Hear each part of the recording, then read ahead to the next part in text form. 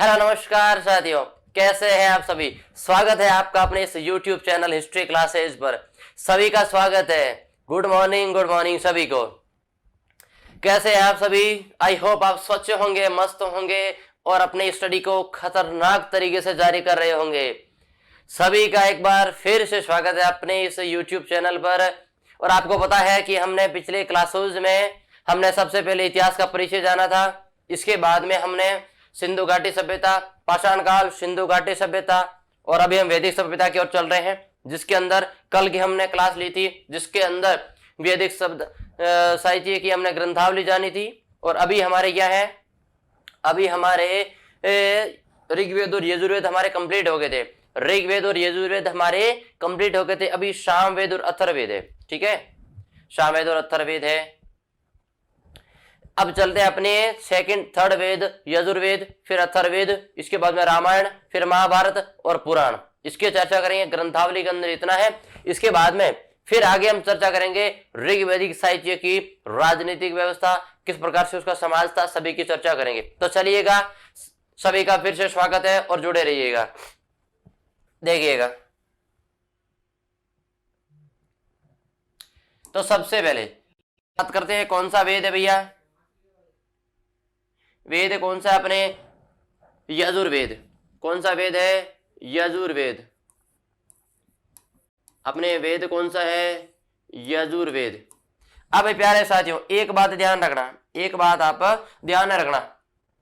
हमने ऋग्वेद पढ़ा था, हमने ऋग्वेद पढ़ा था, फिर सामवेद पढ़ा था, ऋग्वेद सामवेद। आज अपने होगा यजुर्वेद और अथर्ववेद। अपने होगा यजुर्वेद और अथर्ववेद।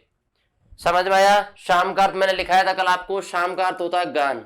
शाम का अर्थ होता है गान, यानी एकमात्र संगीत शास्त्र का जनक, संगीत शास्त्र का जनक कहा जाता है। संगीत शास्त्र का जनक कहा जाता है। संगीत शास्त्र का जनक कहा जाता है। अब देखिएगा, आज अपने हैं यजुर्वेद। आज अपने यजुर्वेद यानी तीसरा वेद है। कौन सा वेद है, तीसरा वेद है, यजुर्वेद है। आज अपने कौन सा वेद है, यजुर्वेद। यजु का अर्थ होता है यज्ञ। यजु का अर्थ क्या होता है, यज्ञ करना। देखिएगा, यजु का अर्थ होता है यज्ञ करना। यजु का अर्थ क्या होता है, यजु का अर्थ होता है यज्ञ करना। प्यारे साथियों सेकंड है, थर्ड है। थर्ड वेद अपने पास में चार वेद होते, ऋग्वेद, सामवेद, यजुर्वेद, अथर्ववेद। यजु का अर्थ होता है यज्ञ। मुख्य चीज ये है, मुख्य चीज ये इसके अंदर यज्ञ कर्मकांड अद्धि, या इसके अंदर यज्ञ कर्मकांड, इसके अंदर यज्ञ कर्मकांड का अध्ययन है। यज्ञ कर्मकांड का अध्ययन है। इसके अंदर यज्ञ आदि कर्मकांड है, उनका अध्ययन है। मुख्य बात है अपने जो वेद है, वेद है एकमात्र ग्रंथावली है जो प्राचीन आख्यानों के द्वारा लिखी गई है। प्राचीन आख्यानों के द्वारा लिखी गई है, जिसके अंदर हम विभिन्न सूक्तों की चर्चा करते हैं, जिसके अंदर हम विभिन्न सूक्तों की चर्चा करते हैं। अब देखिएगा, इसके अंदर 40 अध्याय है। इसके अंदर 40 अध्याय है। कितने अध्याय है, 40 अध्याय है।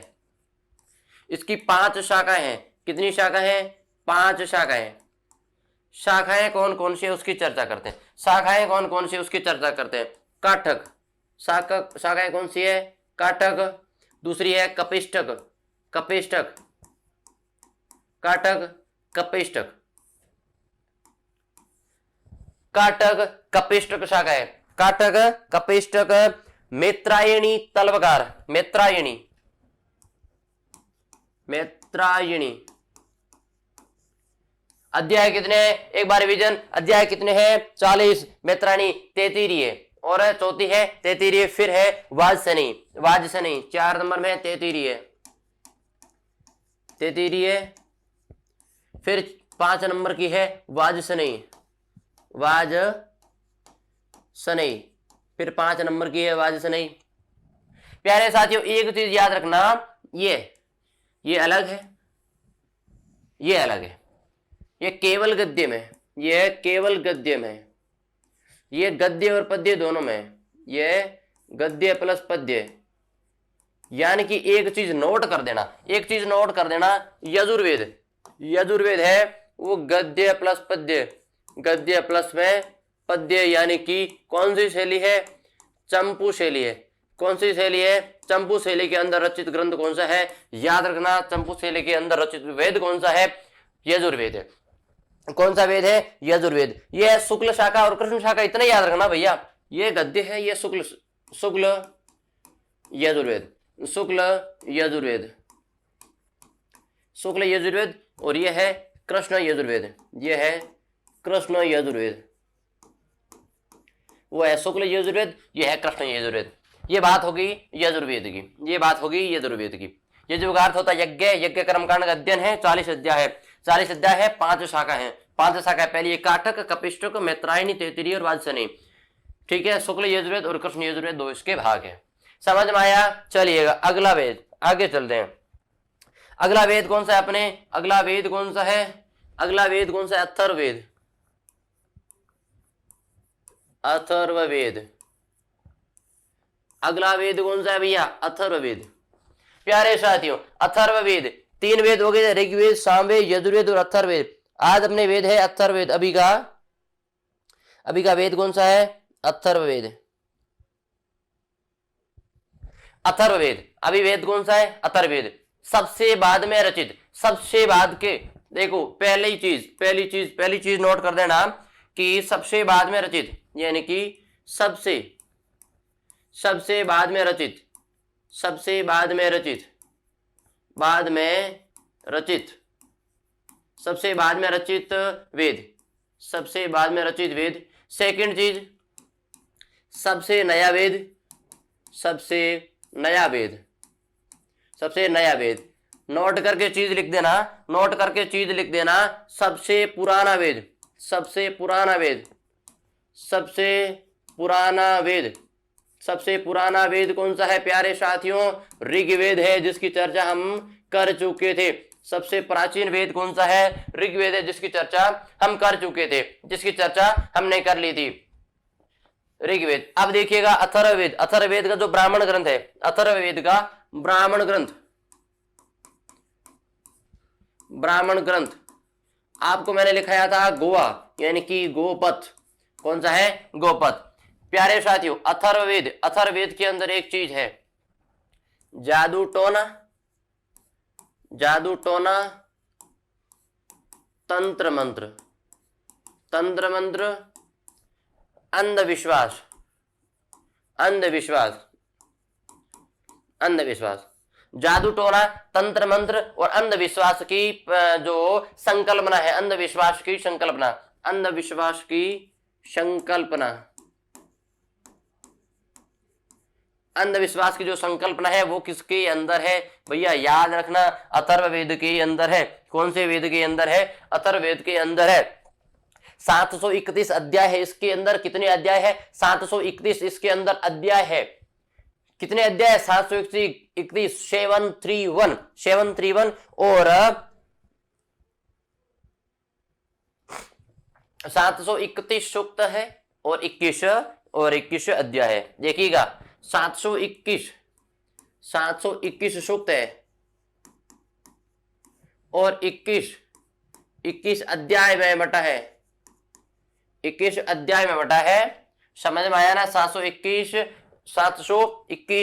31, सॉरी मिस्टेक है भैया, 731 होगा यहाँ पर, 731 होगा यहाँ पर, 731 और यहाँ पर होगा 7, यहाँ पर होगा ओनली 2 1, यहाँ पर होगा ओनली 2 और 1।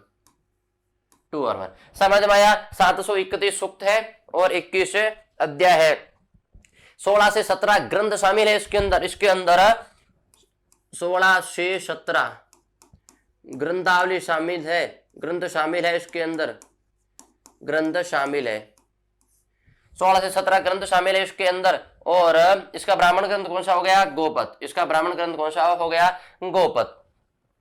मुख्य इसका ब्राह्मण कौन सा था? इसका अध्ययन करता कौन था? इसका अध्ययन करता कौन था? सबसे अच्छी चीज है भैया, अध्ययन करता कौन था? इसका अध्ययन करता पहले चारों वेद के लिखा देता हूं, चारों वेद के। ऋग्वेद का कौन सा है? सामवेद का कौन सा है, यजुर्वेद का कौन सा है, और अथर्ववेद का कौन सा है, अथर्ववेद। ऋग्वेद, सामवेद, यजुर्वेद, अथर्ववेद। देखिएगा कौन कौन से इनके है जो अध्ययन करता है। ऋग्वेद का होत्री, ऋग्वेद का अध्ययन करता होत्री। सामवेद का अदवर्यु, अदवर्यु। उदात्र, उदात्र, उदात्र। और अथर्ववेद का है ब्रह्मा, अथर्ववेद का है ब्रह्मा। तो अथर्ववेद का अध्ययन करता कौन हो गया, ब्रह्मा। कौन हो गया भैया, ब्रह्मा। आगे चलते हैं, आगे चलते हैं, चर्चा करते हैं। समझ में आया, अब तक समझ में आया कि कौन कौन सी चीजें आपके पीछे रही है। दो सोनके और पेपलाद, इसके दो पाठ उपलब्ध है, इसकी कोई बड़ी बात नहीं है। इसके उपनाम, अब देखो इसकी रचना किसने की थी, इसकी रचना अथर्व ऋषि ने की थी। इसकी रचना अथर्व ऋषि, रचना किसने की थी भैया, अथर्व ऋषि ने। रचना किसने की थी, अथर्व ऋषि। दो व्यक्तियों ने रचना की है, दो व्यक्तियों ने इसकी रचना की है, दो व्यक्तियों ने। फिर है दृष्टा अंगिरस, दूसरी दृष्टा अंगिरस और दृष्टा अंगिरस। प्यारे साथियों, इसके उपनाम कौन कौन से, इसकी चर्चा करते हैं। इसके उपनाम कौन कौन से है, इसके उपनाम। सबसे महत्वपूर्ण चीज इसके उपनाम होते हैं। उपनाम किसको कौन कौन सी नाम से जाना जाता है। सबसे पहले, सबसे पुराना वेद, सबसे नया वेद ऋग्वेद हो गया, ठीक है। सबसे नया वेद अथर्ववेद, पुराना ऋग्वेद हो गया। ब्राह्मण ग्रंथ गोपद, जिसका सूत्र है गोवा, ठीक है। 731 सूक्त है इसके अंदर और 21 अध्याय है, 16 से 17 ग्रंथ शामिल है इसके अंदर। अब ऋग्वेद का जो अध्ययन करता होता है, उसकी चर्चा करते हैं। यहां पर ऋग्वेद, सामवेद, ऋग्वेद, सामवेद, यजुर्वेद और अथर्ववेद। तो चलिएगा, ऋग्वेद का जो अध्ययन करता वो कौन है भैया, होत्री। यह अध्ययन करता कौन है, होत्री। सामवेद का अदवर्यु, यजुर्वेद का उदात्र और अथर्ववेद का ब्रह्मा। जादू टोना, तंत्र मंत्र, अंधविश्वास की संकल्पना थी, अध्ययन करता ब्रह्मा था। रचना अथर्व ऋषि ने की है, प्रथम रचना, और शेखने रचना की है दृष्टा अंगिरस ऋषि ने। अब यहाँ एक संकल्पना आई है आपको, जादू टोना से आप क्या समझते हो भाई, जादू टोना क्या है। आज वर्तमान में एक संकल्पना चली है भोपों की, आप सभी को पता होगा भोपों की संकल्पना। ये क्या है, आजकल के जो भोपे हैं तो वो करते क्या है, सबसे पहले हमारी जो घर में माँ बेटी होती है वो इस चीज को बहुत ज्यादा मानती है, इसको बहुत ज्यादा मानती है। सबसे पहले अगर उसकी भैंस दूध देना बंद कर दे, दुहाती नहीं है, एक दिन अगर उछल कूद कर ले तो सीधा जाएगी कि चलिए भैया वहां एक भोपो है, वो इन चीज को कारीगर है, भाई चलो वहां चल पड़े। वहां गए, उसको कहा कि बाप जी नमस्ते, वो कहा ठीक है नमस्ते, बोलो के है। तो क्या भाई हमारा बहन को दुआवे नहीं, बहन दुआवे कौन है, अच्छा तो उसने कहा पार्टी बड़ी है, क्योंकि औरतों के बहन नहीं दुआना बहुत बड़ी बात है, औरतों के भैंस नहीं दुआना बहुत बड़ी बात है।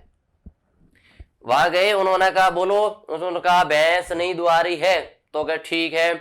फिर वो पूछता है कि आपके कोई गया हुआ है, यानी कि आपके कोई पहले मरे हुए हैं, तो वो कहती अच्छा बाप जी तो ध्यान है, बाप जी तो हगलोई ध्यान है, बाप जी तो पूछ रहे हैं कि कोई गया हुआ है। तो उसने कहा हाँ मारे छोरांग दादी की उड़ी है, मारे छोरांग दादी गई हुई है। तो उसने कहा ठीक है अच्छी बात है, मेरे लिए तो यही पॉइंट है, वो इस पॉइंट को पकड़ लेता है। अच्छा तो वो कहे दादी की मांगे है, तो वो कहे के मांगे है, तो कहे दादी मांगे है जिंदा थारे भैं दुआण को देन, दादी भैं कुदा दे बन को इलाज के है। तो इलाज तो काफी बड़ो है। जत बड़ा लुगाई के दियो कि भाई मार तो आ भैंस है वो मैं राउडी है धामेणी। धामेणी कहते हैं कि हमने माँ बाप के वहां से आई है। तो अच्छा, तो भोपन का बड़ी पार्टी लग रही है। तो एक औरत के लिए भैंस और वो भी धामेणी की, तो कहती हवा लाग गई भैं मेरे तो मिट गई हाँ हुई 2 दिन पीवर केगी लार तो मार भैं कुदान डूगी भैं दूध उग गयो। वो कहे यार बड़ी अच्छी बात है, मेरे लिए तो थारो दूध भला हो कि थारो दूध उग्यो तो मेरी पार्टी चले, मेरी दुकान चले। तो बाण को के करना है, तो दादी के मांगे है, दादी के 2 किला घी, बाप जी मांगे मांडा 1 किलो दादी मांगे कहते पहला दादी हवाड़ा सेवा को की बिन। तो बागे भाई मोटूड़ी बहू ही बाण सेवा केवी कौन। अच्छा बाण को मोटूड़ी बहू बढ़ाई तो बाण को ठीक है, तो बाण को 2 किला मार बाप जी चढ़ा दो। अरे भूखी दादी है बाप जी कोनी, भूखी दादी है बाप जी कोनी, 2 किला तो आप गए और 1 किलो दादी चढ़ा दे। जीवती दादी तो की जिमायो कोनी और दादी गिर ऊपर दादी देखे ये मरियोड़ा शर्म आवड़ो, शर्म आनी चाहिए। ओ थाने पागल बनावा है पागल है, वैसे थे जिमाई तो मैं नीतो ही कोई नहीं बड़ो मेरा नाम है थान ठगे है 2 किला की बाप जी ने चढ़ाओ। अरे बाप जी किया, बाप जी कदे भूखा होया, बाप जी की का भूखा है। और 2500 रुपया की बाप जी प्रसाद चढ़ा दो, 2 नारियल लिया बेला कर फेंक दो गाय बैंग मात में उतारन। आ बटो खुश उड़ी आवे भेंगी के आज तो करूं सेवा, भै मेलाओ कोनी और बहन बढ़िया खानो दे तो भै बढ़िया दूध दे। एक तो दुकान चल गई, एक उसकी भै ठीक हो गई। तो यह संकल्पना किस वेद के अंदर है भैया, अथर्ववेद के अंदर। ये संकल्पना किस वेद के अंदर है, अथर्ववेद के अंदर। इसलिए भैया भोपों से दूर रहे, भोपों से दूर रहे, उनसे दूर रहना अच्छी बात है। कुछ विद्या नहीं होती, अगर भगवान ने चाहा तो सब अच्छा होगा। अर्जुन के पास में श्री कृष्ण बैठे थे, फिर भी वो क्वेश्चन पे क्वेश्चन, सवाल पे सवाल, सवाल पे सवाल किए जा रहा था। उसको पता है मैं कभी हार ही नहीं सकता, मेरी ध्वजा पे साक्षात बजरंग बली विद्यमान है और मेरे सारथी कौन है, कृष्ण भगवान। तो उसने कहा फिर भी क्वेश्चन करते हैं, भगवान होने से क्या हो गया। तो इसलिए आप कर्म करते रहिए, फल की इच्छा ना करें। भैंस को चारा डालते रहे, भैंस अपने आप दूध देगी, ये फिक्स है। भोपों के पास कुछ नहीं है, 2 किला घी बोट हो गयो, चीकड़ो चट उबो है, मुंह पड़का पड़ियो पाडे पड़के जू। समझ में आया। चलिएगा अब चलते हैं, अब चलते अथर्ववेद के उपनाम की ओर चलते हैं। सबसे लोकप्रिय श्रेष्ठ है बेशक वेद है। देखिएगा सबसे लोकप्रिय बेशक वेद कहते हैं, इसे अथर्व अंगिरस कहते हैं। देखिएगा इसे सबसे लोकप्रिय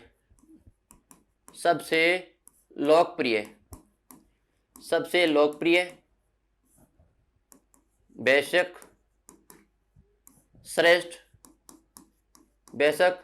श्रेष्ठ अथर्व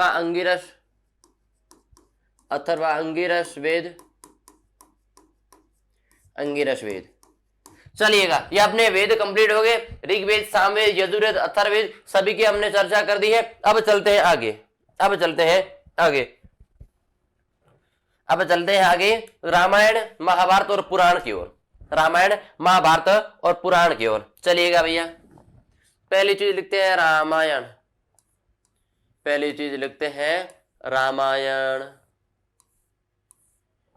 इसके बाद में यहां पर लिखते हैं महाभारत।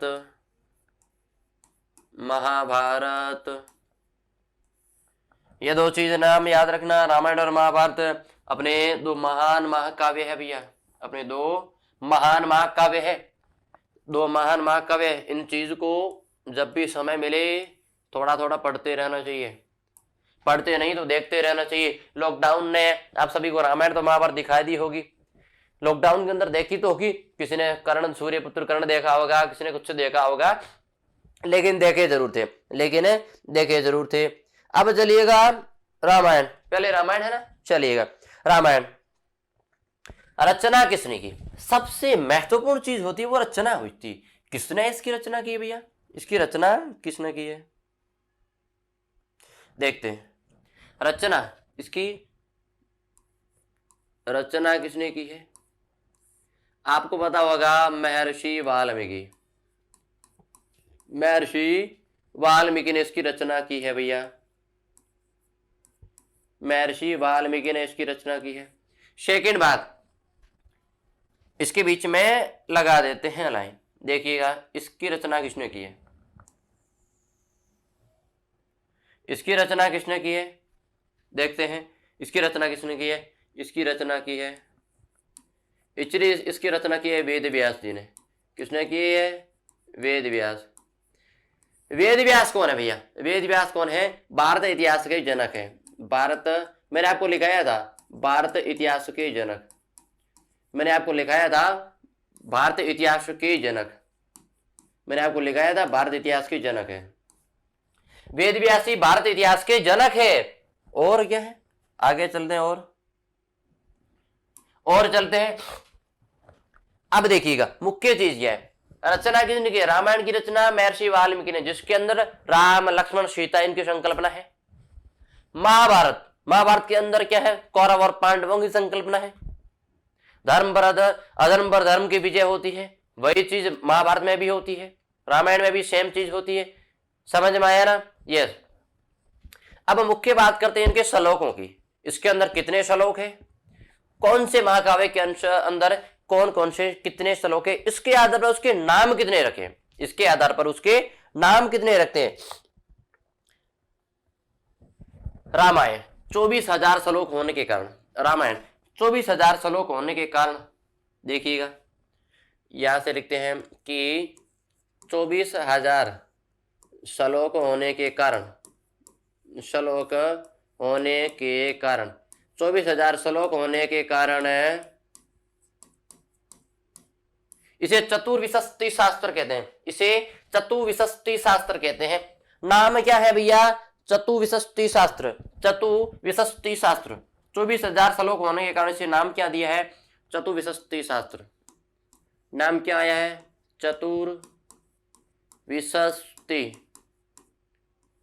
विशस्ति शास्त्र। चतुर्विशस्ति शास्त्र। चतुर्विशस्ति शास्त्र समझ में आया ना? एक नाम आ गया चतुर्विशस्ति शास्त्र। यह है रामायण का। 24,000 श्लोक होने के कारण इसका नाम क्या दिया है? चतुर्विशस्ति शास्त्र का है। 24,000 श्लोक अंडरलाइन कर दो, महत्वपूर्ण चीज है। कह सकते हैं कि किस महाकाव्य को चतुर्विशस्ति शास्त्र कहते हैं? आप दो चीज है रामायण और महाभारत, इसके अंदर कंफ्यूज हो जाओगे। इसके अंदर आप कंफ्यूज मत होना, इसके अंदर कंफ्यूज नहीं होना। अपने को सीधा लिखा है 24,000 श्लोक होने के कारण इसे चतुर्विशस्ति शास्त्र कहते हैं। अब रामायण और महाभारत का गुप्त काल के अंदर अंतिम रूप से संकलन हुआ है। देखिएगा एक चीज लिखते हैं रामायण व महाभारत की रचना, महाभारत की अंतिम रचना, महाभारत का अंतिम रूप से संकलन का अंतिम रूप से संकलन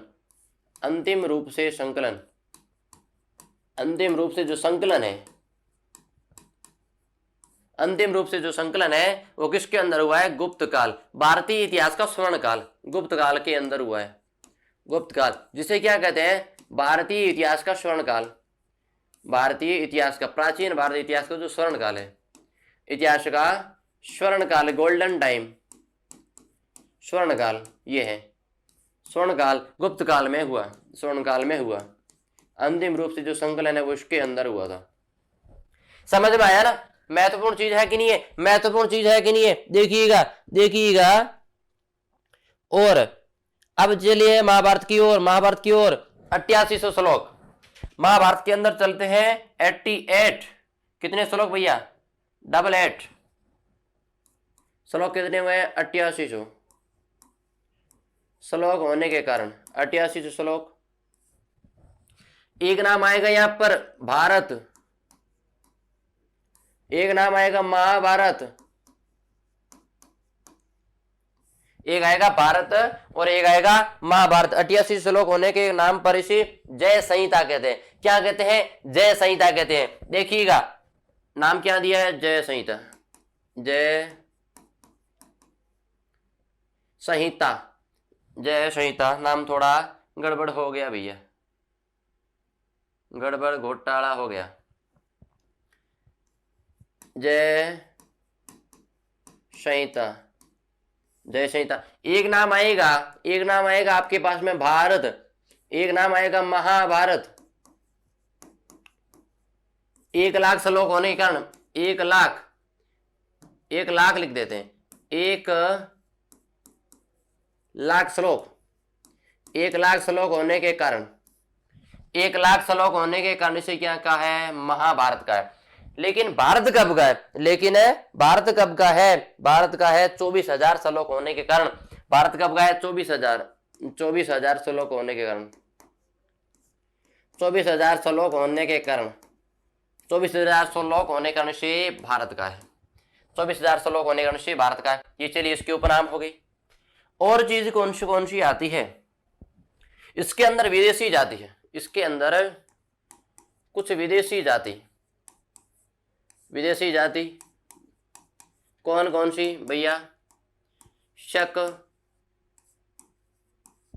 कुषाण और हुणों का उल्लेख हुआ है, हुणों का उल्लेख हुआ है।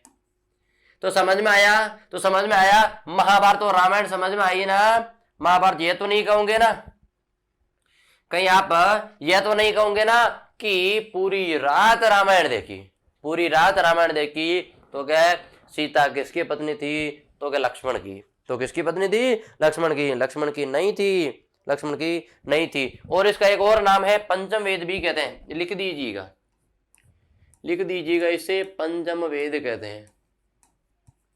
इसे पंचम वेद भी कहा जाता है, भी कहा जाता है, इसे पंचम वेद भी कहा जाता है। समझ में आया? यह है रामायण और यह है महाभारत। आपके अंदर मैंने आपको पूरी चीज लिखा दी, कौन से श्लोक है, इसको किस नाम से जानते हैं।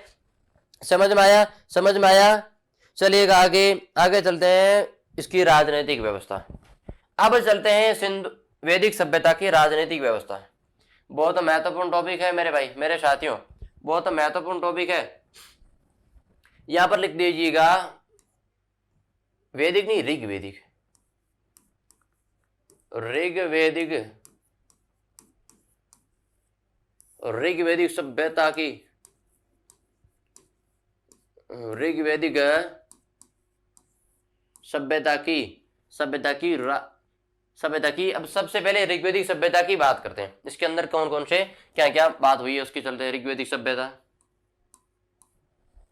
यहाँ के लोग कैसे थे? यहाँ के लोग कैसे थे भैया? ये एक ग्रामीण संस्कृति, ग्रामीण सभ्यता थी। ग्रामीण, पशुपालन, राजतंत्रीय, पशुपालन व राजतंत्रीय, तीन शब्द है, बहुत महत्वपूर्ण है। ग्रामीण, पशुपालन और राजतंत्रीय, ग्रामीण, पशुपालन और राजतंत्रीय, ग्रामीण, पशुपालन और राजतंत्रीय सभ्यता थी। राजतंत्रीय सभ्यता थी, राजतंत्रीय सभ्यता थी। लिख दीजिएगा, सभ्यता थी, राजतंत्रीय सभ्यता। यहाँ के लोग, ऋग्वेद सभ्यता कहां तक विस्तारित थी? ऋग्वेदी सभ्यता का तो विस्तार है उस, एक बार लिखते हैं, सप्त सैंधव प्रदेश,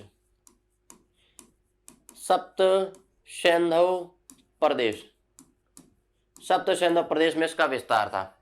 इसकी मुख्य नदी, इसकी मुख्य नदी कौन सी भैया? सिंधु। 2 नंबर की सरस्वती, 2 नंबर की सरस्वती, 1 नंबर की तो सिंधु, 2 नंबर की है सरस्वती। सरस्वती के उपनाम, सरस्वती के अगर उपनाम देखें, नदी तमा, देवी तमा और अंबी तमा, उपनाम कौन से है? नदी तमा, नदी तमा, देवी तमा और अंबी तमा, और अंबी तमा। समझ में आया? चलिएगा आगे आगे चलते हैं। अब देखो सबसे ज्यादा ऋग्वेद में सबसे ज्यादा उल्लेख, ऋग्वेद में सबसे ज्यादा उल्लेखित, सबसे ज्यादा उल्लेखित, सबसे ज्यादा उल्लेखित, ऋग्वेद में सबसे ज्यादा उल्लेखित नदी कौन सी है? सरस्वती। चेंज हो गया, सरस्वती और सिंधु, 2 नंबर में सिंधु। अब देखिएगा सबसे पवित्र नदी, सबसे पवित्र नदी, सबसे पवित्र नदी, पवित्र नदी कौन सी होगी भैया? ये भी सिंधु हो गई, सॉरी ये सरस्वती होगी। सबसे ज्यादा पवित्र नदी कौन सी है? सरस्वती, सरस्वती नदी। देखिएगा ये चीज अपने सामने आ गई। कौन कौन सी बात की है? विस्तार सप्त सिंधु प्रदेश, विस्तार सप्त सिंधु प्रदेश, सिंधु, रावी, चिनाब, झेलम, व्यास, सतलज और सरस्वती। मुख्य नदी सिंधु नदी है, बाद में सरस्वती। ऋग्वेद में सबसे ज्यादा उल्लेखित, ऋग्वेद में सबसे ज्यादा उल्लेखित नदी सरस्वती है, फिर सिंधु है। 1 नंबर पर सरस्वती, 2 नंबर पर सिंधु। सबसे पवित्र नदी कौन सी है भैया? सरस्वती नदी है। अब देखो सरस्वती नदी को नदी तमायनी, नदियों में श्रेष्ठ, यानी नदियों में श्रेष्ठ, नदियों में श्रेष्ठ, नदियों में श्रेष्ठ, देवताओं में श्रेष्ठ, देवताओं में पवित्र और माताओं में श्रेष्ठ, माताओं में श्रेष्ठ। समझ में आया? समझ में आया? ऋग्वेदिक सभ्यता कैसी सभ्यता थी? ऋग्वेदिक सभ्यता ग्रामीण थी। नोट, यहां पर नोट लिख दे, एक चीज लिख दो सर, सिंधु घाटी सभ्यता, सिंधु घाटी, ये पीछा नहीं छोड़ने वाली। सिंधु घाटी सभ्यता नगरीय सभ्यता थी, सिंधु घाटी सभ्यता नगरीय सभ्यता थी, नगरीय सभ्यता थी, सिंधु घाटी सभ्यता नगरीय सभ्यता थी। वैदिक सभ्यता ग्रामीण संस्कृति थी, पशुपालन आधारित था, और इसके बाद में कृषि, पशुपालन आधारित था। मुख्य चीज है पशुपालन। अब देखिएगा ये कैसे थे? ये घुमक्कड़ जीवन व्यतीत करते थे, घुमक्कड़ जीवन व्यतीत करते थे। इस कारण घुमक्कड़ जीवन व्यतीत करते थे, इस कारण कृषि का पूर्ण विकास नहीं हो पाया। वो कृषि का पूर्ण विकास नहीं हो पाया तो वैदिक सभ्यता में, ऋग्वैदिक सभ्यता है, उसका जो मूल आधार था व्यवसाय का वो था पशुपालन। सेकंड स्थान पर था कृषि। क्यों? क्योंकि कृषि का घुमक्कड़ जीवन व्यतीत होने के कारण कृषि का पूर्ण विकास नहीं हो पाया, इस कारण प्रथम स्थान पर रखा पशुपालन को, सेकंड स्थान पर रखा कृषि को। समझ में आया? यस। यही बात अगर उत्तर वेदी की बात करते हैं तो 1000 ईसा पूर्व में उत्तर प्रदेश की अंतर्जीत खेड़ा, वर्तमान एंडा जिले में लोहे की खोज होती है, और उस लोहे के उपयोग से उन्होंने क्या किया? कृषि को महत्वता दी, पशुपालन को सेकंड स्थान पर रखा। और इस लोहे से क्या हुआ था? कृषि क्षेत्र में विस्तार से हुआ था, कृषि क्षेत्र में विस्तार हुआ था, अनाज ज्यादा पैदा हुए थे। इस कारण ऋग्वेदी सभ्यता में जो मुख्य आधार था वो था पशुपालन था, घुमक्कड़ जीवन व्यतीत थे। इस कारण कृषि का पूर्ण विकास नहीं हो पाया, इस कारण कृषि का पूर्ण विकास नहीं हो पाया, पूर्ण विकास, कृषि का पूर्ण विकास नहीं हो पाया, नहीं हो पाया, कृषि का पूर्ण विकास नहीं हो पाया। पशुपालन मुख्य आधार था, पशुपालन मुख्य आधार, पशुपालन मुख्य आधार, पशुपालन मुख्य आधार, कृषि सेकंड स्थान, कृषि सेकंड नंबर पर, कृषि सेकंड नंबर पर। समझ में आया? चलिएगा, मैंने आपको कल लिखाया था कि ऋग्वेदिक लोग कहां से आए थे, ऋग्वेदी लोग कहां से आए थे।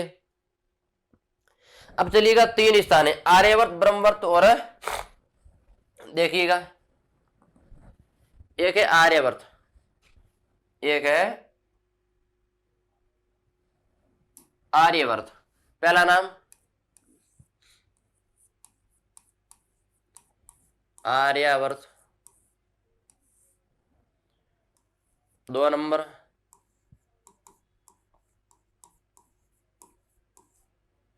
आर्यवर्त और ब्रह्मवर्त, आर्यवर्त और ब्रह्मवर्त। फिर है ब्रह्म ऋषि, फिर तीसरा कौन सा है? तीसरा है ब्रह्म ऋषि, तीसरा है ब्रह्म ऋषि। आप कहेंगे सर ये है क्या, ये है क्या, मैटर क्या है? चलिएगा, ये क्षेत्र है, इन क्षेत्रों को आर्यवर्त कहते हैं, इन क्षेत्रों को आर्यवर्त कहते हैं, इन क्षेत्रों को ब्रह्मवर्त कहते हैं, इन क्षेत्रों को ब्रह्म ऋषि कहते हैं। आप कहेंगे इन किन क्षेत्रों को? अभी चर्चा करते हैं ना, अभी चर्चा करते हैं। हिमालय व विंध्याचल पर्वत क्षेत्र है, हिमालय व विंध्याचल पर्वत क्षेत्र को आर्यवर्त कहते हैं। ब्रह्मवर्त सतपुड़ा पहाड़ियों वाला, फिर ब्रह्म ऋषि जहां पर ऋषियों का निवास था। तीन क्षेत्र है जो ऋग्वेदिक सभ्यता के, फिर उत्तर वैदिक सभ्यता के ये क्षेत्र चेंज हो जाएंगे, क्योंकि उत्तर वैदिक सभ्यता में विदेक माधव नाम का व्यक्ति है, ये गौतम राहुगण अपने शिष्य गौतम राहुगण के साथ में अपने मुख में अग्नि धारण करके जब जा रहा था तो सदानीरा गंडक नदी तक उसने क्षेत्र को जला दिया था। तब कह सकते हैं, तब कहते हैं कि सदानीरा गंडक नदी के उस पार नहीं जला पाए, तब उत्तर वैदिक सभ्यता का जो विस्तार है वो सदानीरा गंडक नदी तक क्षेत्र शामिल था। कहां तक था? सदानीरा गंडक नदी तक क्षेत्र शामिल था। समझ में आया? यस। आग का प्रयोग, आग से नाम आ गया तो हम कह सकते हैं आग का सबसे पहले आविष्कार किस काल में हुआ था? किस काल में हुआ था?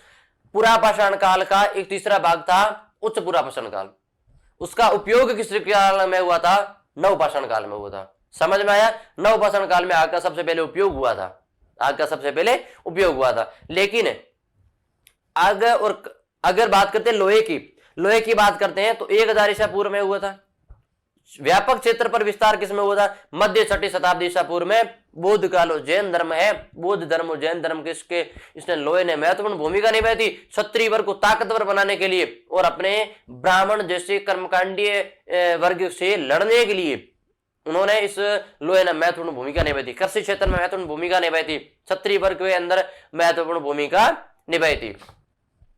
आर्यवर्त, ब्रह्मवर्त और ब्रह्म ऋषि, ये तीन क्षेत्र है। किसके क्षेत्र है भैया? हमने बात की है ऋग्वेदिक सभ्यता है उसकी तीन। चलिएगा अगले बात करते हैं आर्य भारत में आए कहां से थे, इसकी चर्चा हमने कल कर दी थी। अभी चर्चा करते हैं कि आर्य भारत में आकर बसे कहां थे। आर्य भारत में आकर बसे कहां थे? तो कह सकते हैं सप्त सिंधु प्रदेश में बसे थे। सिंधु, रावी, चिनाब, झेलम, व्यास, सतलज और सरस्वती नदियों के किनारे आकर बसे थे।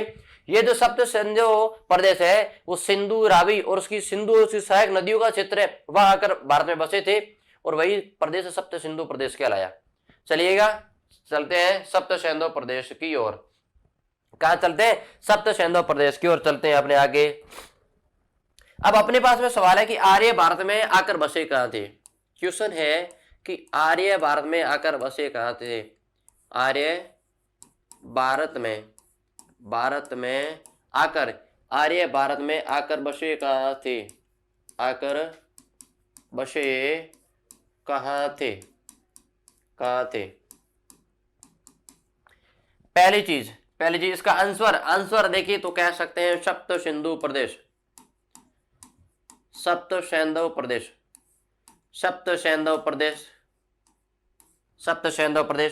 कौन कौन सा सप्त सिंधु प्रदेश है? अगर एक छोटा सा मैप के माध्यम से समझे, एक छोटे से मैप के माध्यम से समझे, ये देखिएगा, ये अपने इंडिया का मैप है भैया, ये अपने इंडिया का मैप है। फिर चलते हैं यहाँ पर, फिर अपन राजस्थान आगो, फिर ये यहां पर चर्चा करें। अगर यहाँ पे चर्चा करें, पहली नदी ये, सेकंड ये, थर्ड ये, फोर्थ ये, 5 यहां से, 6 यहां से, ये प्रमुख नदियां थी। एक नदी है सरस्वती जो राजस्थान से पार होती है। तब हम कह सकते हैं कौन कौन सी नदी है भैया? सिंधु, रावी, चिनाब,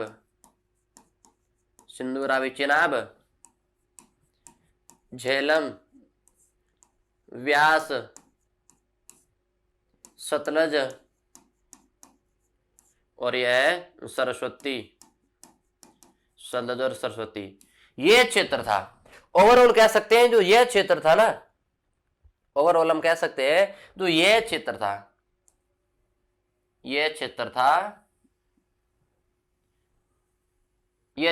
ये था ऋग्वेदिक सभ्यता। कौन सी सभ्यता? ऋग्वैदिक सभ्यता का तो क्षेत्र था ये था। फिर बात करेंगे उत्तर वैदिक सभ्यता का, सदानीरा गंडक नदी। सदानीरा गंडक नदी यहां तक ये फैल जाएगी, यहां तक ये फैल जाएगी, सदानीरा गंडक नदी तक ये फैल जाएगी। समझ में आया? चलिएगा आगे। सदानीरा गंडक नदी यहां तक फैलेगी और यह क्षेत्र था सप्त सिंधु प्रदेश का, जो उस समय ऋग्वैदिक सभ्यता का क्षेत्र था। नदी कौन कौन सी हमने अब हम चर्चा करते। पहली नदी है अपने सिंधु। नदी कौन सी है भैया? Sindhu. 2 number Ravi, Ravi. 3 number Chenab, 3 number Chenab. कौन सी नदी है? चिनाब। सिंधु, रावी, चिनाब। 4 नंबर में बात करते हैं झेलम। 4 नंबर में बात करते हैं झेलम। 5 नंबर में व्यास। 6 नंबर में सतलज। 7 नंबर में सरस्वती। गग्गर नाम आएगा, गग्गर। यहाँ पर सिंधु नहीं सिंध होगा, यहाँ पर सिंध होगा। कारण क्या? ये इसके पुराने नाम है, ये ओल्ड नेम है। ये कौन से नेम है? ये ओल्ड नेम है, ये ओल्ड नेम है, ओल्ड नेम। अब यहां बात करेंगे न्यू नेम की, यहां बात करेंगे न्यू नेम की। यहां पर भी न्यू नेम, यहां पर भी न्यू नेम। सिंधु को किस नाम से कहते हैं भैया? सिंधु को किस नाम से जानते हैं? सभी को पता है, सिंध है उसे सिंधु कहते हैं। रावी परुषणी, परुषणी। चिनाब अस्किनी। सिंधु, रावी, चिनाब, झेलम, व्यास, सतलज और सरस्वती नदियां हैं। सिंधु, रावी, चिनाब, चिनाब को अस्किनी, वितस्ता। झेलम को क्या कहते हैं? वितस्ता, वितस्ता। व्यास को विपासा, विपासा। सतलज को सतुद्री, सतुद्री। और घग्गर को सरस्वती, सरस्वती। आपको पता होगा तांडीय ब्राह्मण ग्रंथ में, तांडीय ब्राह्मण ग्रंथ में सरस्वती नदी है राजस्थान के रेगिस्तान के विंसन क्षेत्र में। दोबारा रिपीट करता हूं, राजस्थान के रेगिस्तान के विंसन क्षेत्र में आके क्या हो जाती है? विलुप्त हो जाती है। चलिएगा, कहां पर होती है भैया? राजस्थान, रेगिस्तान, राजस्थान, रेगिस्तान और विंसन प्रदेश, और विंसन प्रदेश। इसमें कौन सी नदी है? सरस्वती नदी विलुप्त हो जाती है। कौन से ब्राह्मण ग्रंथ में? तांडीय ब्राह्मण ग्रंथ में, तांडीय ब्राह्मण ग्रंथ में ये बात कही गई है। समझ में आया? आर्यभारत में आए कहां से थे? नदियां महत्वपूर्ण कौन सी थी? कहां पर आकर बसे थे? इसकी चर्चा हो गई। अब हम चलते हैं सिंधु घाटी सभ्यता के बाद जो वैदिक सभ्यता है, उसमें ऋग्वैदिक है, उसकी चर्चा करते हैं। उसके अंदर राजनीतिक व्यवस्था की बात करते हैं। चलिएगा, चलिएगा, चलिएगा, चलिएगा, बात करते हैं। अब देखिएगा राजनीतिक व्यवस्था। कौन सी व्यवस्था? राजनीतिक व्यवस्था, राजनीतिक व्यवस्था। प्यारे दोस्तों, राजनीतिक व्यवस्था, ऋग्वैदिक सभ्यता की राजनीतिक व्यवस्था की चर्चा करते हैं। ऋग्वैदिक सभ्यता की राजनीतिक व्यवस्था की चर्चा करते हैं। तो चलिएगा,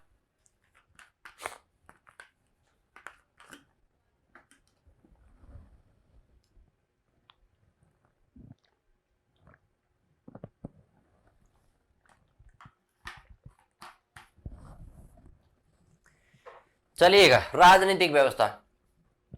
पहली बात है राजा, राजा।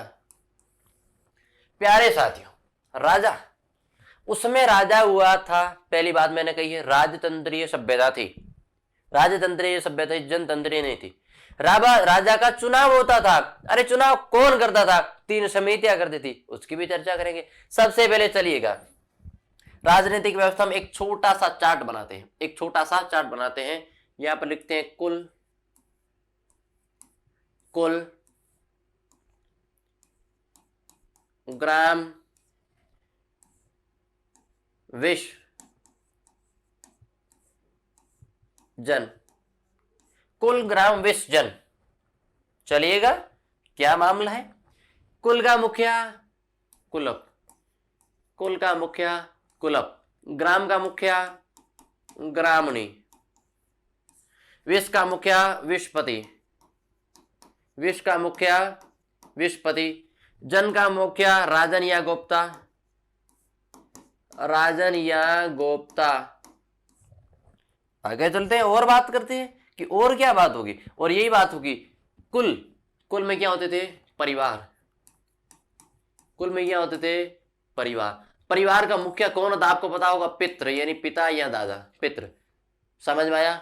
कुल का मुखिया कुलप, ग्राम का ग्रामणी, विश्व का विश्वपति, जन का राजन या गुप्ता। ये इसकी राजनीतिक व्यवस्था थी। सबसे पहले कुल आते थे, फिर ग्राम आते थे, फिर विश्व आते थे, फिर जन राजन या गुप्ता आते थे। ये उसकी राजनीतिक व्यवस्था थी।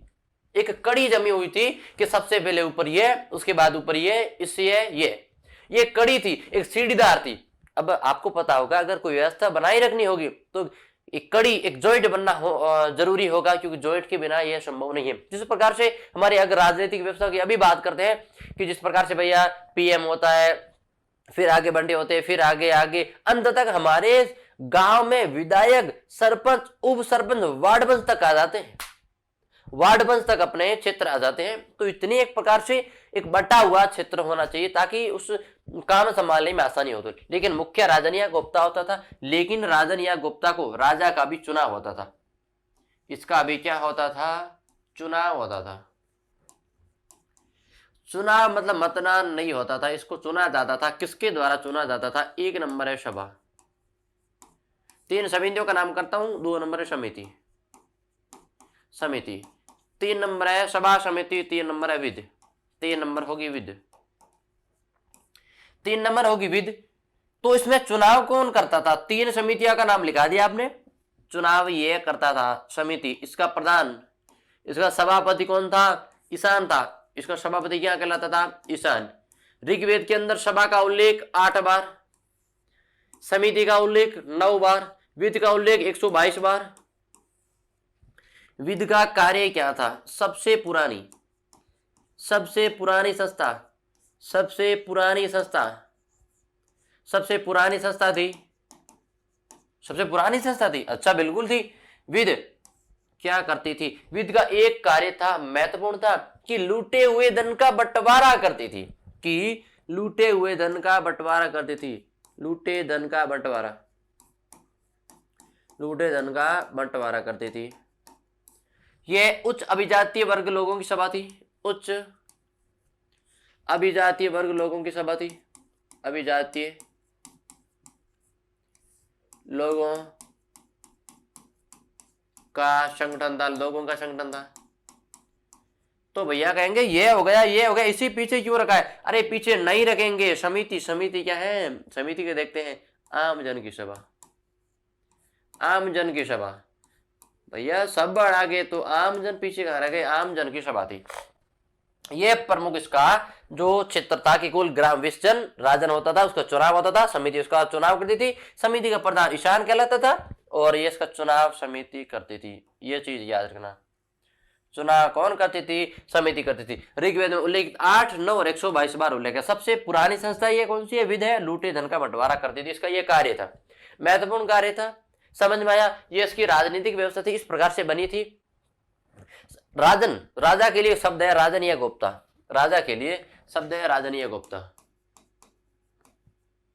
राजन या गुप्ता। आपको एक चीज और लिखाता हूं, राजा हमेशा भूमि का स्वामी नहीं होता था। एक और चीज लिख दीजिएगा, राजा भूमि का स्वामी नहीं होता था, राजा भूमि का स्वामी नहीं होता था, भूमि का स्वामी नहीं होता था, स्वामी नहीं होता था।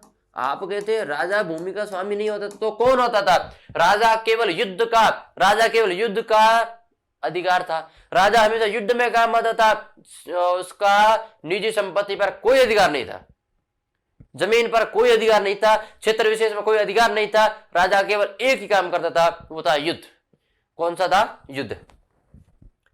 तो केवल युद्ध करता था, केवल युद्ध करता था। और चीज लिखते हैं, युद्धों को क्या कहते थे, युद्धों को क्या कहते थे, युद्ध कैसे होते थे, गाय की चोरी, गाय की चोरी युद्ध होती थी, गाय की चोरी होती थी, गाय को लिखा है नॉट टू बी किल्ड, गाय को क्या कहा है, नॉट टू बी किल्ड, यानी कि मारने योग्य नहीं, यानी कि मारने योग्य नहीं, योग्य नहीं। युद्धों को क्या कहते थे, युद्धों को क्या कहते थे, सर्ग, और इनके जो सेना होती थी उसे कहते थे सर्ग, व्रात्री और गण, ये सेना के भाग थे, ये सेना के भाग थे।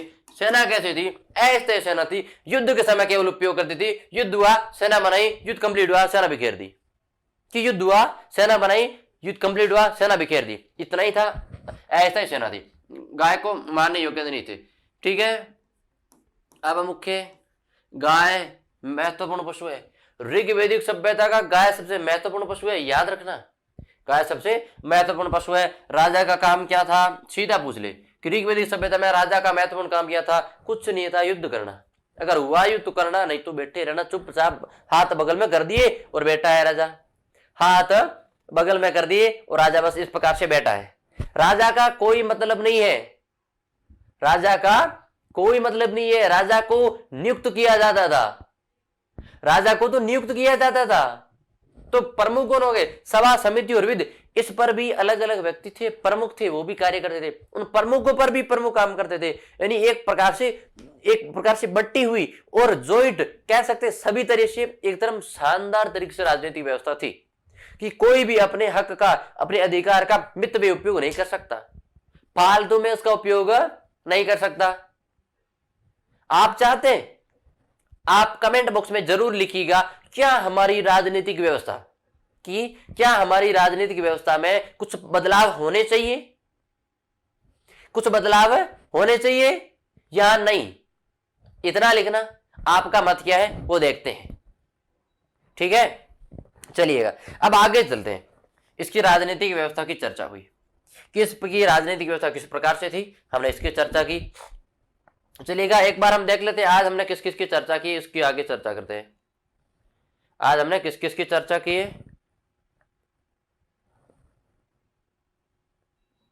आज हमने किस किस की चर्चा की है, सबसे पहले यजुर्वेद की चर्चा की है हमने, सबसे पहले यजुर्वेद की चर्चा की है, इसके बाद में हम अथर्ववेद की चर्चा की है, इसके बाद में रामायण और महाभारत की हमने चर्चा की है, इसके बाद में ऋग्वैदिक सभ्यता की बात की है, फिर ये 3 क्षेत्रों की बात की है, फिर हमने सप्त सिंधु प्रदेश की बात की है, फिर नदियां ओल्ड एंड न्यू ने, फिर इसकी राजनीतिक व्यवस्था की हमने चर्चा की है। अब चलते हैं आगे, किस प्रकार से उनकी सामाजिक व्यवस्था थी भैया, कि समाज भी रहा होगा, समाज हो रहा है तभी तो इसकी व्यवस्था थी, चलिएगा अब बात करते हैं अपने आगे।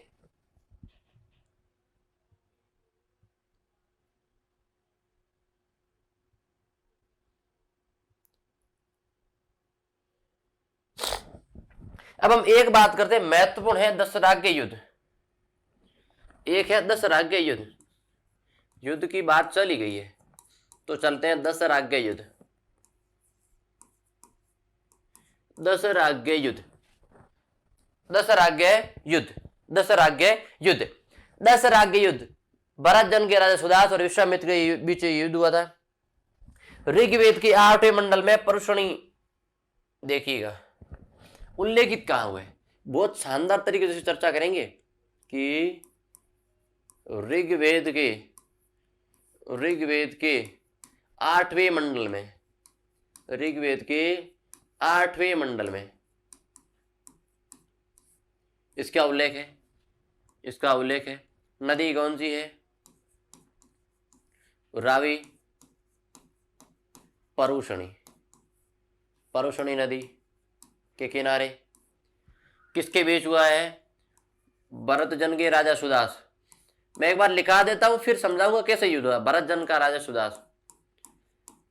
का राजा सुदास वीएस, सामने कौन है, वर्सेज कौन है भैया, विश्वामित्र, कौन है, विश्वामित्र भैया, अरे भैया नहीं ऋषि, समझ में आया। राजा कौन कौन से थे, भरत जन के साथ सुदास के साथ राजा कौन थे, विश्वामित्र के साथ 10 राजा थे, 10 राजा थे। 10 राजाओं में 5 आर्य थे, 5 आर्य राजा थे। 5 आर्य कौन कौन से थे? अनु, यदु, तुर्वश, अनु यदु तुर्वश पुरु, अनु यदु तुर्वश पुरु, पक्त। 5 अनार्य राजा, 5 अनार्य राजा, 5 अनार्य राजा, पक्त, बलानस, बलानस, शिव, विषाणिन, शिव, विषाणिन, दुलय, अलिन। अनु यदु तुर्वस पुरु पक्त बलानस शिव विषाणिन दुलय और अलिन 5 आर्य राजा थे, 5 अनार्य राजा थे। अब देखिएगा रीजन क्या है, कारण की ओर चलते हैं। कि होता यूं है कि भरत जन का जो राजा सुदास था, इसके पिता दिवोदास, लिख देते हैं दिवोदास। अब चलिए, होता यूं है कि भरत जन के राजा सुदास का जो पुरोहित था वो था ऋषि वशिष्ठ। इसका जो पुरोहित था ना, पुरोहित कौन था? यह था पुरोहित, पुरोहित था ऋषि वशिष्ठ। और ऋषि वशिष्ठ को पुरोहित पद से हटाकर, विश्वामित्र को पुरोहित पद से हटाकर ऋषि वशिष्ठ को पुरोहित बना दिया, ऋषि वशिष्ठ को पुरोहित बना दिया। अब होता यूं है कि ऋषि विश्वामित्र को अच्छा नहीं लगा, मानहानि लगी, और उन्होंने क्या किया? उन्होंने 10 राजा का संगठन बनाया और भरत जन के राजा सुदास के ऊपर अटैक करवा दिया, अटैक करवा दिया।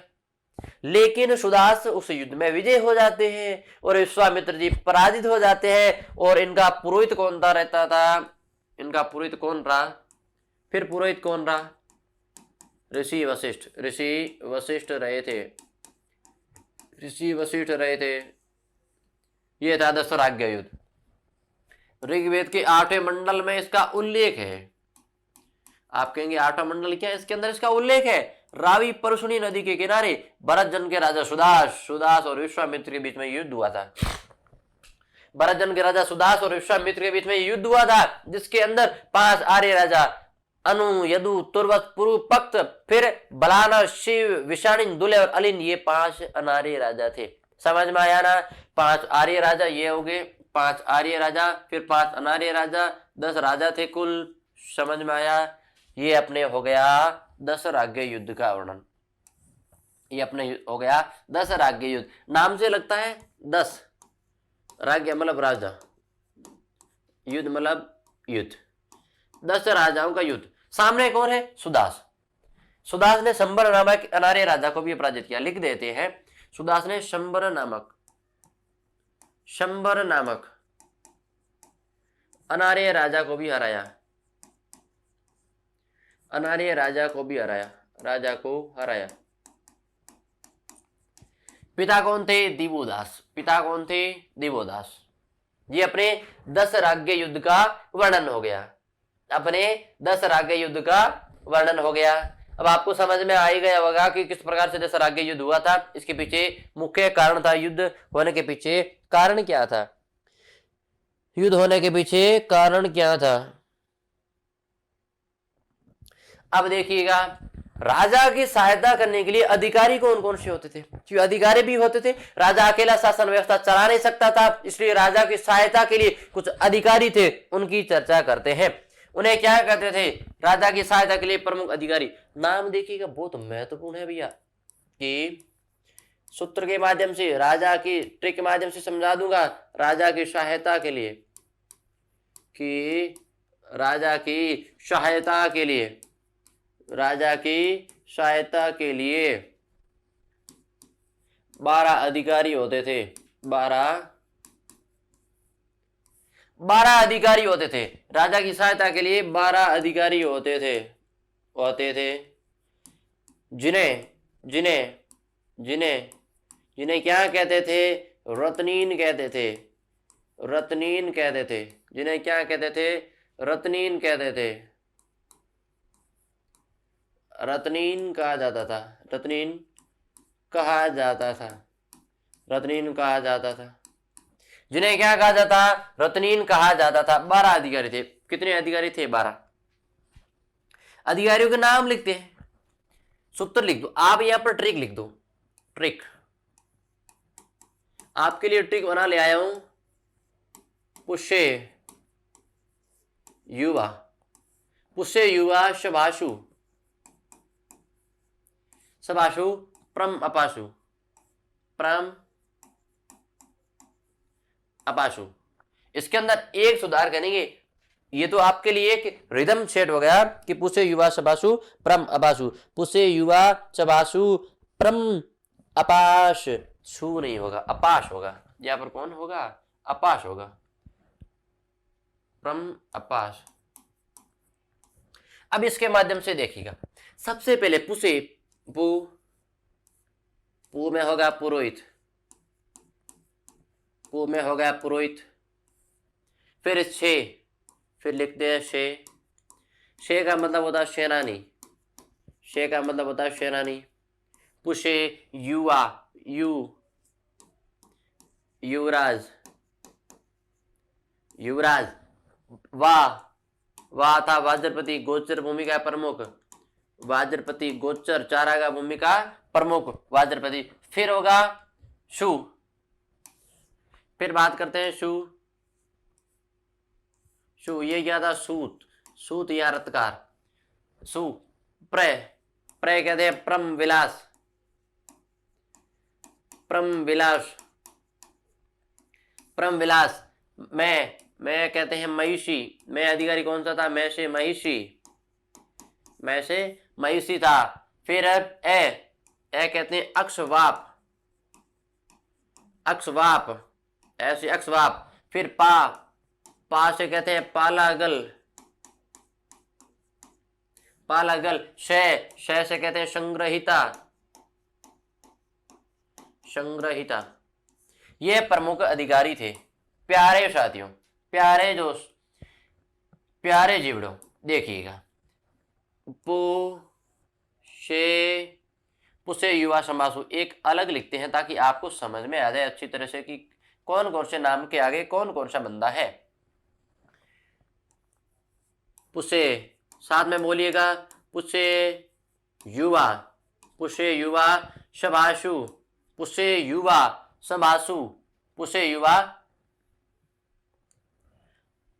पुष्य युवा, पुष्य युवा से हमने एक पीछे छोड़ दिया मेरे भाई, स्पर्श, स्पर्श। 1 2 3 4 5 6 7 8 9 10 11 हो गई। पुष्य युवा समासु परमासु 1 2 3 4 5 6 7 8 9 10 11 12 हो गए। पुरोहित, सेनानी, युवराज, वाज्रपति। स्पर्श कौन सा हो गया? स्पर्श, स्पर्श। फिर देखिएगा, फिर पुष्य युवा सभासु, स्पर्श हो गया बागदूत, स्पर्श, स्पर्श के बाद में बागदूत, बिल्कुल यह होगा बागदूत। स्पर्श के बाद में कौन सा हो गया? बागदूत, बागदूत। फिर शूत, प्रमविलास, महिषी, अक्षवाप, पालागल, संग्रहिता। प्यारे दोस्तों, प्यारे साथियों, देखो एक चीज नोट करो, एक चीज नोट करो। पुष्य युवा संभाषु, पुष्य युवा संभाषु, प्रम अक्षवाप, प्रम अपाश, पुष्य युवा संभाषु प्रम अपाश। पुरोहित, सेनानी, युवराज, वाज्रपति, स्पर्श, बागदूत, सूत, प्रमविलास, महिषी, अक्षवाप, पालागल और संग्रहिता। कह सकते हैं पुरोहित का कार्य क्या होता था? आपको पता, सेनापति, सेनापति, सेनापति होता था। अब आपको पता पुरोहित का कार्य क्या होता था? अरे भाई धार्मिक काम था, जितने भी धार्मिक काम थे वो सभी ये संभालता था। युवराज उत्तराधिकारी होता था, युवराज उत्तराधिकारी होता था, उत्तराधिकारी होता था। वाज्रपति गोचर भूमिका प्रमुख, गोचर भूमिका प्रमुख, गोचर भूमिका प्रमुख। स्पर्श, स्पर्श का कार्य क्या था? धार्मिक कुछ गुप्तचर, गुप्तचर। बागदूत, सूत, सूता रत्कार, सूतदा रत्कार। ठीक है, परमविलास महिषी अक्षवा पालगल संग्रहित संग्रहित कोषाध्यक्ष, कोषाध्यक्ष ये प्रमुख राजा के अधिकारी थे जिसे क्या कहते थे, जिसे रत्नीन कहते थे। राजा के प्रमुख अधिकारी थे जिन्हें क्या कहते थे भैया, रत्नीन नाम दिया है। 12 अधिकारी थे जिन्हें रत्नीन नाम दिया है। समझ में आया। पुसे युवा समासु, समासु प्रम अपासु, प्रम अपास, परम अपास, ये याद रखना, परम अपास, पुसे युवा समासु परम अपास। तो साथियों हमने बात की है सिंधु घाट वैदिक सभ्यता की। ये बार बार सिंधु घाटी आ रही साली, पिछली क्लासों में सिंधु सिंधु करके ये रिदम सेट हो गया कि हमने बात की कि सिंधु घाटी की, हमने बात की कि सिंधु घाटी की, हमने बात की ऋग्वैदिक सभ्यता की राजनीतिक व्यवस्था की, ऋग्वैदिक सभ्यता की राजनीतिक व्यवस्था की, जिसके अंदर हमने चर्चा की कि किस प्रकार से राजनीतिक व्यवस्था का स्ट्रक्चर ढांचा था, कौन कौन सी, फिर आर्य भारत में आकर बसे कहां से थे, सप्त सिंधु में प्रदेश में बसे थे। फिर हमने बात की है राजा की सहायता के लिए प्रमुख 12 अधिकारी रत्नीन। उससे पहले हमने बात की दशराज्य युद्ध की, हमने बात की है दशराज्य युद्ध की। तो आपको पता होगा कि हमने पीछे क्लासेस में कंटिन्यू अपने क्लासेस चल रही है। आपको वादा किया है मैंने ancient history, medieval history and modern history तीनों कंप्लीट करा के जाऊंगा, तीनों कंप्लीट करा के जाऊंगा। कहीं पर भी आपको दूसरी जगह पैसे बर्बाद करने की जरूरत नहीं है। मैं आपको फ्री फ्री फ्री पढ़ा के जाऊंगा, ये मेरा आपसे वादा है, ये मेरा आपसे वादा है भैया, ये मेरा आपसे वादा है कि मैं आपको पढ़ा के जाऊंगा फ्री, मैं आपको फ्री पढ़ा के जाऊंगा। और कुछ चीजें देखते हैं, कुछ लिखने लायक है तो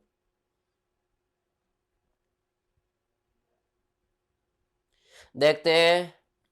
एक शब्द आया है, एक पीछे लिखा है राजा प्रभुत्व संपन्न राज्य। देखो पीछे नाम आया है,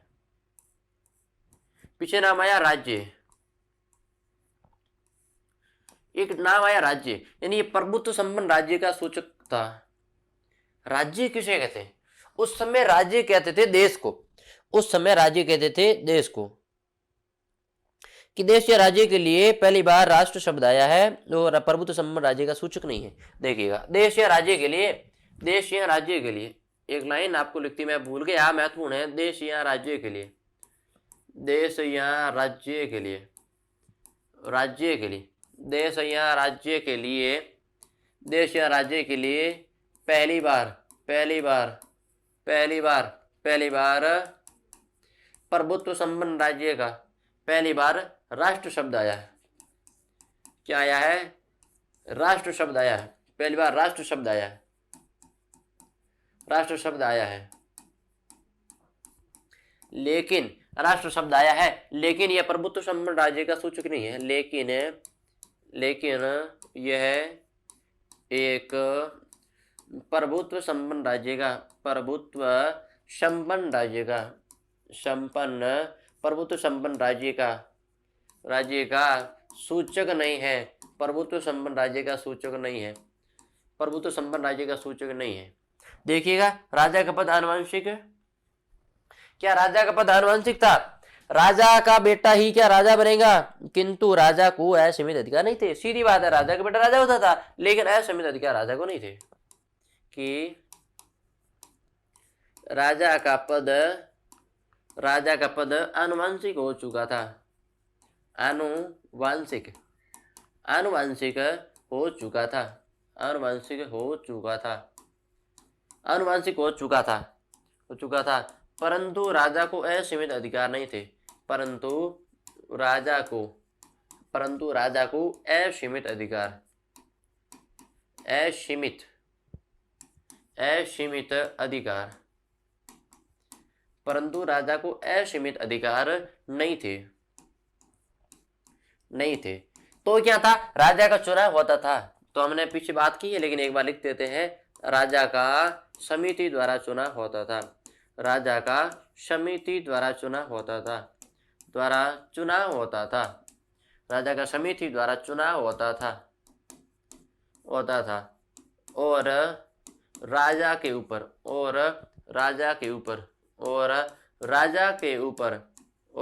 ऊपर तीन समितियां, तीन संगठन काम करते थे, तीन संगठन कार्य करते थे। जिसका हमने नाम भी लिखा, जिसका हमने नाम लिखा था कि सभा, सभा समिति, सभा समिति और विद इसके ऊपर, और सभा समिति और 3 नंबर में है विद, 3 नंबर में है विद। ये राजा के ऊपर देख रेख का कार्य करते थे, ये देख रेख का कार्य करते थे, देख रेख का कार्य करते थे, देख रेख का कार्य करते। राजा भूमि का स्वामी नहीं होता था।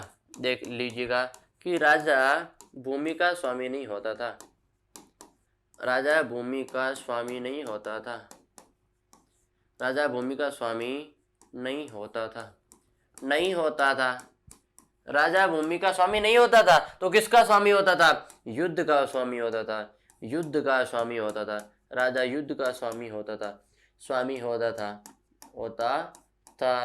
राजा युद्ध का स्वामी होता था। समझ में आया? सभी चीज समझ में आई ना? पहले ये राजा देश या राज्य के लिए पहली बार राष्ट्र शब्द आया है, जो एक प्रभुत्व साम्राज्य का सूचक नहीं है, प्रभुत्व साम्राज्य का सूचक नहीं है। ठीक है,